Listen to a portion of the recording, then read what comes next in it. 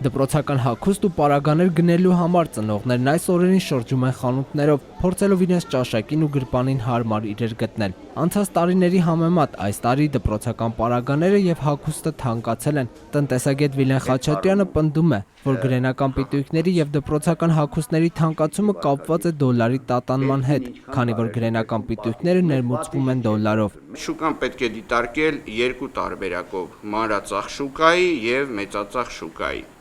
Մեծածախ շուկայում սովորաբար խաղի կանոնները սահմանված են եւ գնային այդ ներմուծումից հետո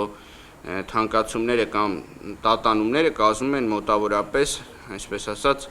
20-ից 30%, այսինքն այդքան թանկացնում են, տալիս են մանրածախին։ Տնտեսագետը պնդում է, որ մանրածախ շուկայում թանկացումները կատարվում են կամայական սկզբունքով։ Մասնագետի խոսքով ծնողները պետք է գնումներ կատարեն այն խանութներից, որտեղ թանկացումները շատ չեն։ Եթե կարողացան օգտվել ճիշտ խանութներից, համապատասխան որոշակի առումով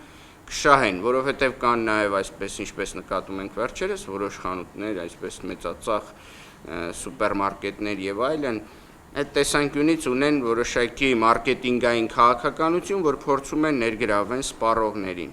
Ըստ մասնագետի անհրաժեշտ ապրանքների գների նվազագույն շեմը անցած տարվա համեմատ ավելացել է մինչև 50%։ Անցած տարի ընտանիքը կարող էր 40,000 դրամով երեխայի համար ձեռք բերել դպրոցի համար անհրաժեշտ բոլոր իրերը, սակայն այժմ կպահանջվի 60,000 դրամ։ Գրիգոր Գևորգյան, Ավետ Տավյան, ժամը լրատվական։